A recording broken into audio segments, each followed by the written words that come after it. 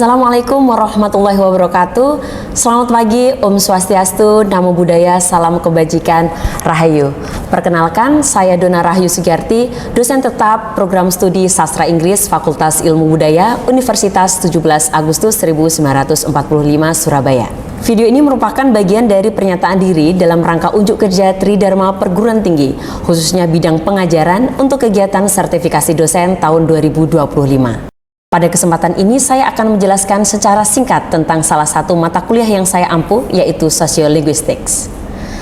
Mata kuliah Sosiolinguistik merupakan mata kuliah yang dirancang untuk membekali mahasiswa dengan pemahaman tentang hubungan bahasa dan masyarakat.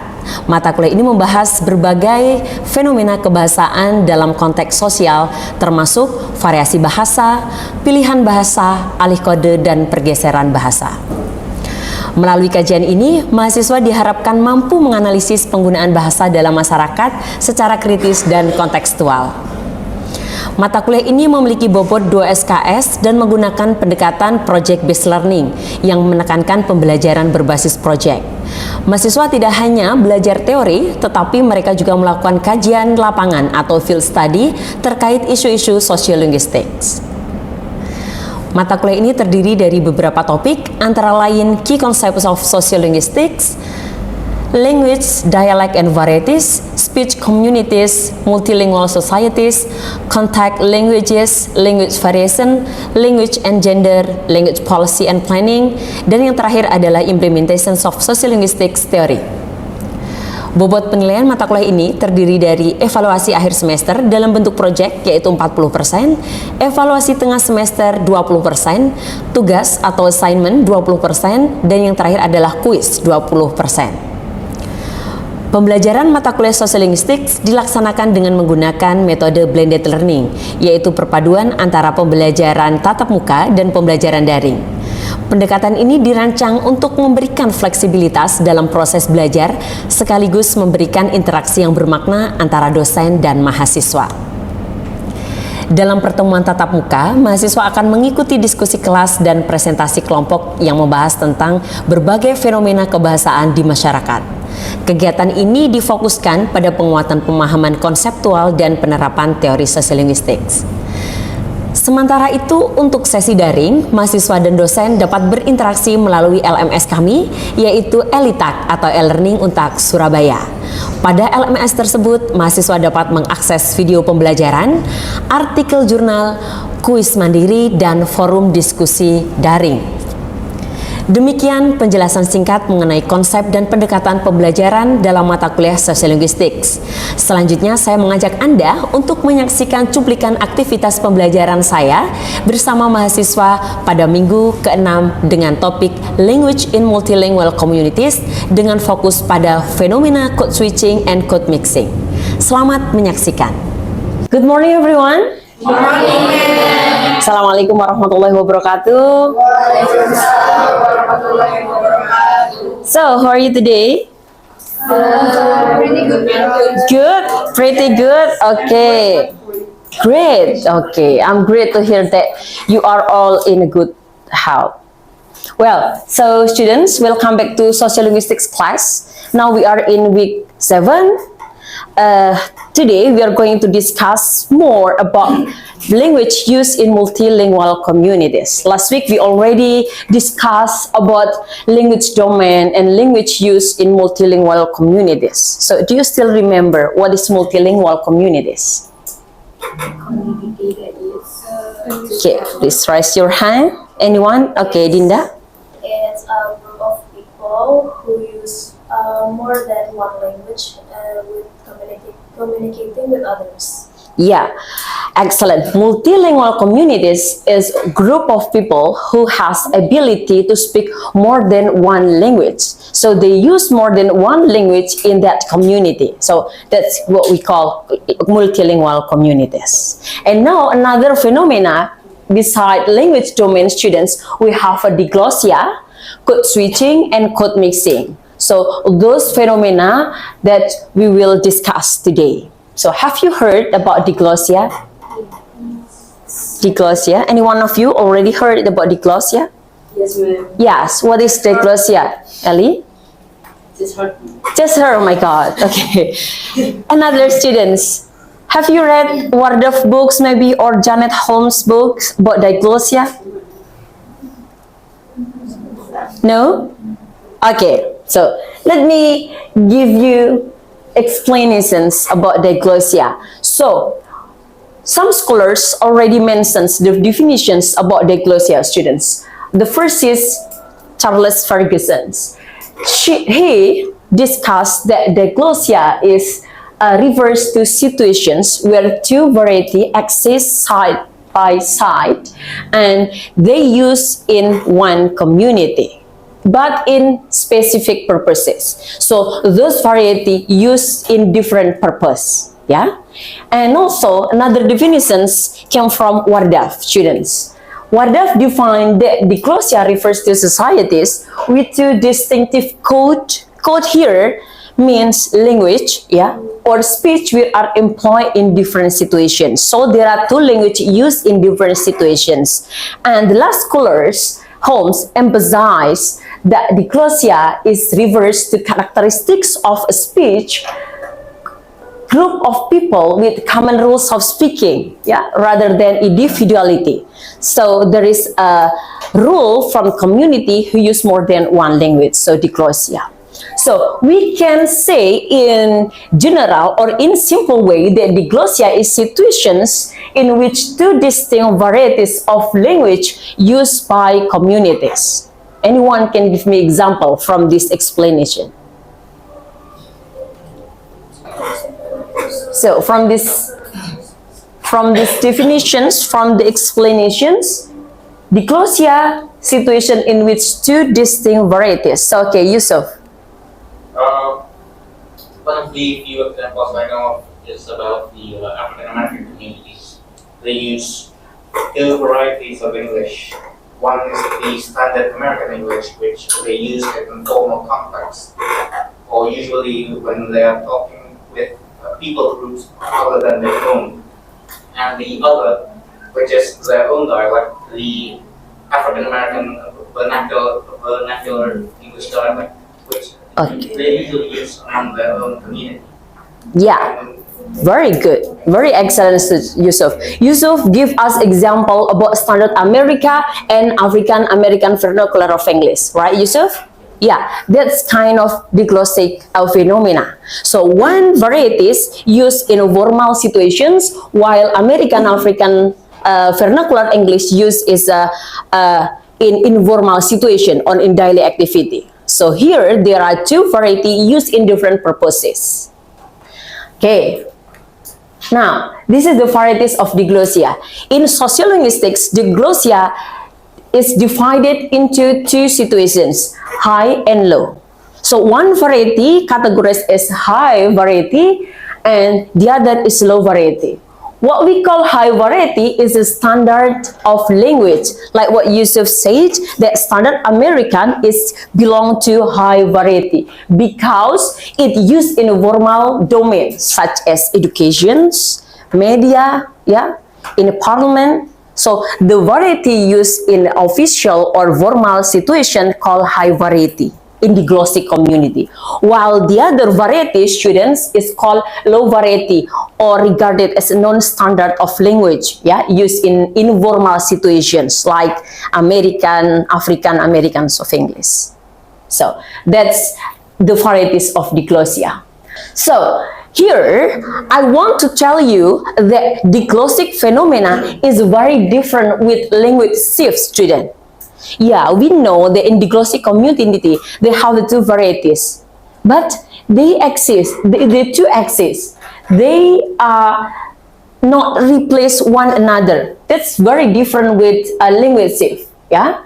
So here, that in diglossic community, high variety and low variety coexist without one replace another. While language shift phenomena, yeah, is situation where one language, yeah, may slowly replace another.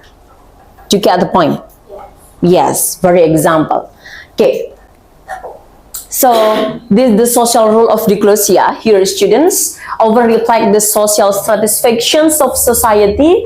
The high variety represents power, formality, and prestige, while low variety students here associated with informal and everyday life. So now I want to ask you, how did you know if your language is diglossic? Can you assess your own language, whether your language belong to diglossic phenomena or not? Can you guess? How can you identify or assess that your language is belong to diglossic phenomena? Have you heard about assessing about diglossic community or diglossic phenomena?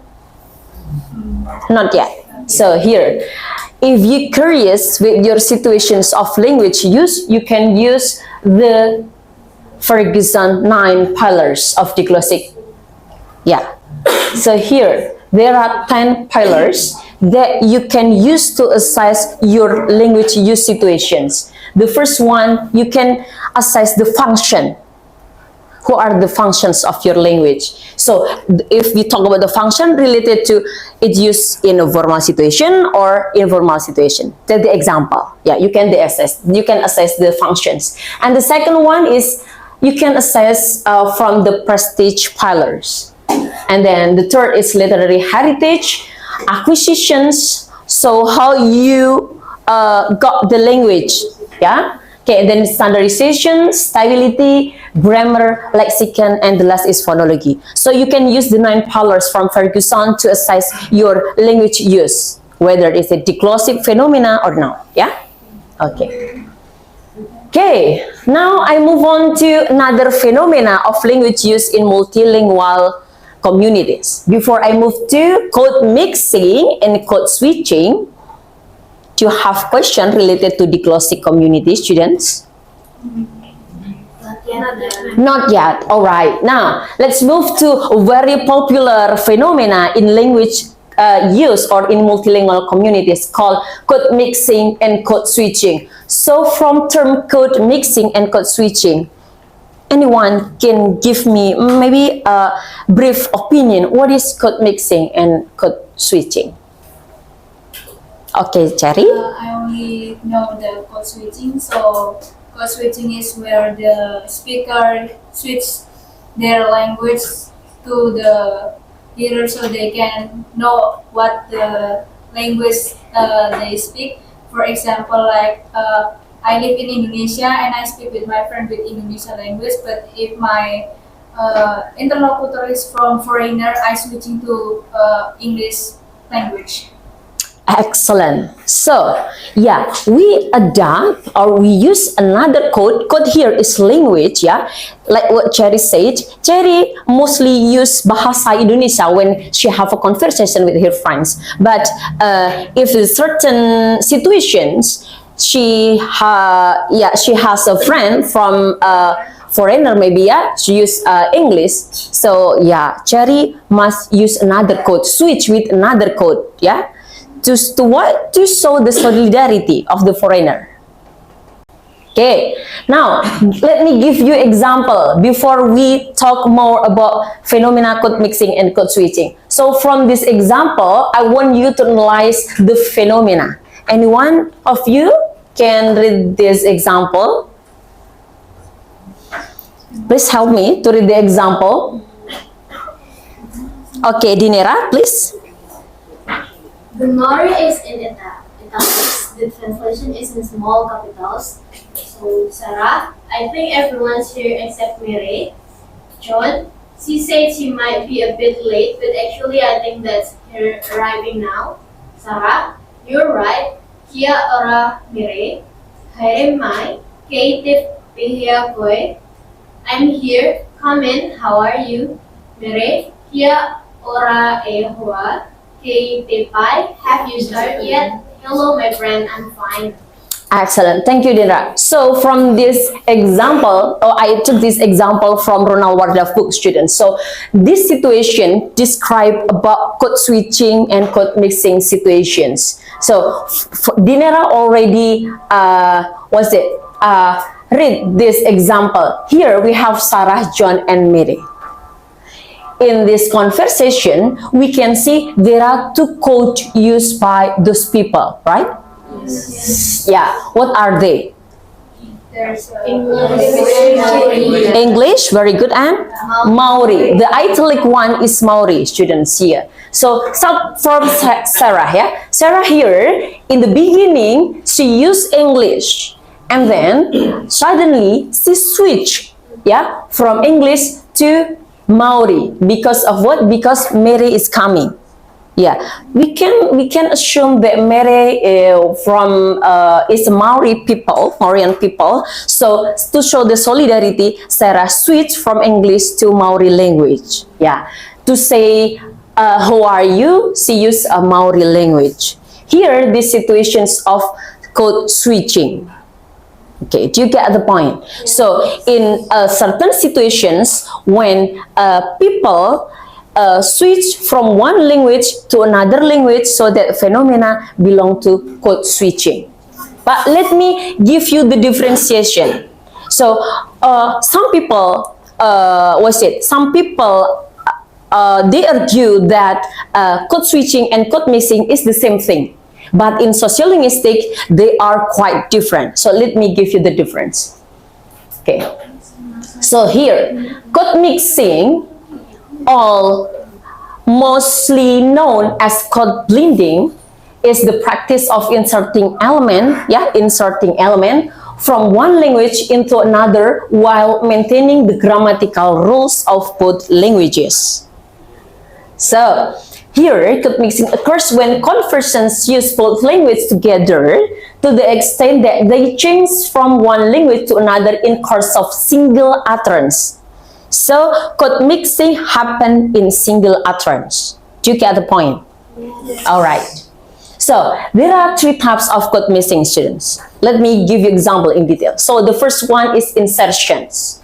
Yeah, insertions or lexical borrowing here is the situations of code mixing when you borrow or use certain words from one language in the middle of a sentence in another language. So you import or insert a term or one word, yeah, from another language to the other language that you use at the speech event. Do you get the point? So like here, you want to say, I need to buy some milk at the store. But here, maybe you forget to say the English of milk. Sometimes, yeah, we can say like that. But here, we insert the other code. What is it? Leche. Leche? Spanish. Spanish, exactly. Spanish. This is Spanish. Yeah, so here, in this speech event, the speaker used English, but in the middle of the sentence here, she insert another code. So that's what we call lexical borrowing of insertion. Okay, do you get the point? Yes. The other is phrasal mixing, students. So you mix entire phrase or idiomatic expressions, yeah, from one language into another. This is the example. In bahasa Indonesia, people say, setelah saya sakit, saya jadi lebih bersyukur seperti I count my blessing. So the whole phrase, you mix in one language. Yeah? Okay. The last types of code mixing is that congruent lexicalizations.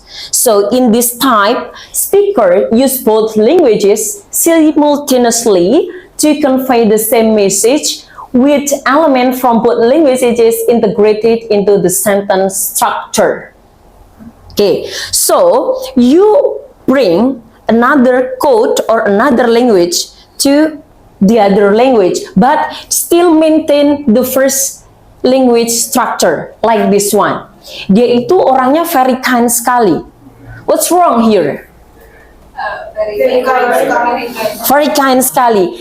Here in bahasa Indonesia, it's this is a correct grammar of bahasa Indonesia, but you bring what is it? Yeah, very kind. Yeah, actually if you already use very kind without using sekali, but here the speaker tried to put the very kind in the bahasa Indonesia structure. Yeah, still maintaining the bahasa Indonesia grammar. Yeah, do you get the point here? Yes. Okay. So, student, those are three types of code mixing. Do you have any question? Okay. Or maybe do you want to give me more example related to code mixing? Jujurly. Yeah, the common phenomena from Jakarta Selatan. Yeah. Okay. But jujurly is not code mixing phenomena, yeah, no. but in your daily conversations, if you insert some some English term, yeah, to your conversation, but in correct term, yeah, not like jujur, and then you add by the li, no, it's not kind of a code mixing phenomena. So, any one of you want to give me more example related code mixing? Maybe, I'm sure that all of you like to watch movie, right? That I'm sure that unconsciously sometimes if you watch a movie, you find the phenomena of code mixing. Okay. Maybe do you still remember? Yeah, Dinda. I make it on my own. So Okay. Usually people after they eat and it's expensive, they say something like, "Oh, ini mahal tapi worth it banget," gitu. Excellent. Yeah. Okay. Ini mahal tapi worth it banget. So worth it is the English term, yeah. So you insert in the middle of the sentence. Okay. Now let's move to code switching. So it's quite different with code mixing phenomena, students. So what we call code switching is the practice of alternating between two or more language or dialect within a single conversations, often following a specific social or grammatical rules.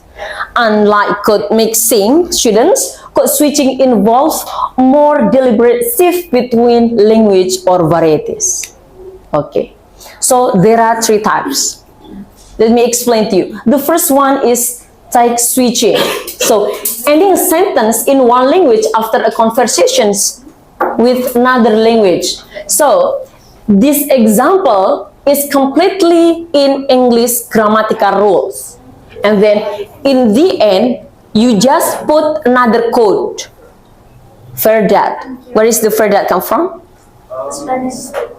Spanish, exactly. Okay, so here, what we call type switching is that we use the other term from another language in the end of the sentence without changing the grammatical rules.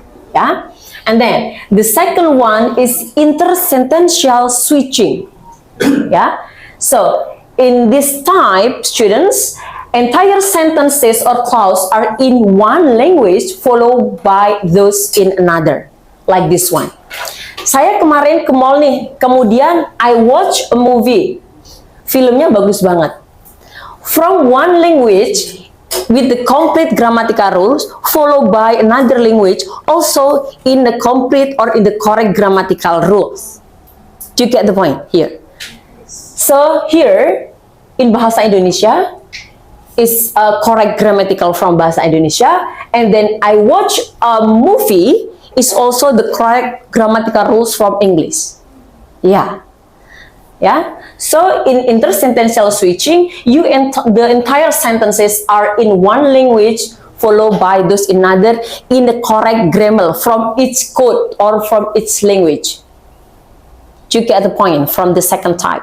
Yes. All right. So the next type is intrasentential switching, or you switch languages within sentences at the point where the grammar of both language matches. So there are three types of code switching. Do you see the difference between code mixing and code switching here? Yes. Yes. Yes? Okay. Can you give me another example?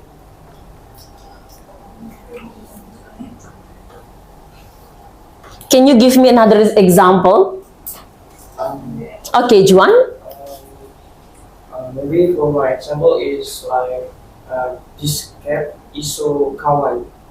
This cat is so kawaii. Kawaii in Japan is cute. Cute. Okay. This cat is so kawaii. So is that code switching or code mixing?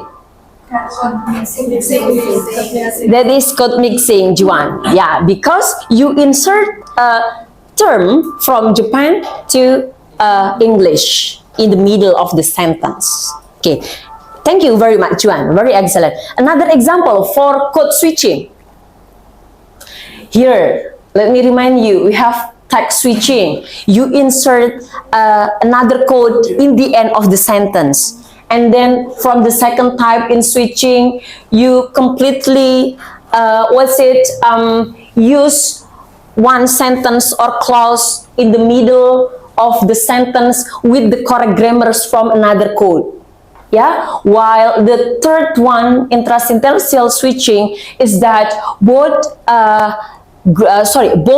code has same rule or same grammatical rule, like this one, writing then listening. If we change to English, writing and listening, so both are in the correct way. Any one of you can give me example. Okay, Cherry.